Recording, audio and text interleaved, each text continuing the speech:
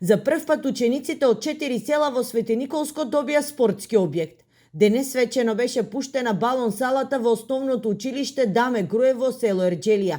Проектот чини 9 милиони денари, средства обезбедени од буџетот на општина Свети Николе. Немаше никаков објект, спортски објект на ова населено место и верувам дека со ова не само што ќе се развие спортскиот дух, верувам дека дури и спортисти од Свети Николе ќе доаѓаат тука да спортуваат. Отварањето на балон сала во село Ерџелија е дел од предизборните ветувања на градоначалникот на Свети Николе, рече преседателот на ВМРО ДПМН Христијан Мицкоски, кој присуствуваше на денешниот свечен чин. Градоначалникот на Свети Николе заедно со тимот овде покажува исклучителна посветеност, храброст, честност, работливост и можам да кажам дека огромен процент од програмата која што беше ветена за време на мината годишната кампања за локалните избори веќе е реализирана. Градоначалникот Владев најави низа на проекти со кои ќе се подобри животот на жителите во село Ерџелија, но и во останатите села во Свети Николско.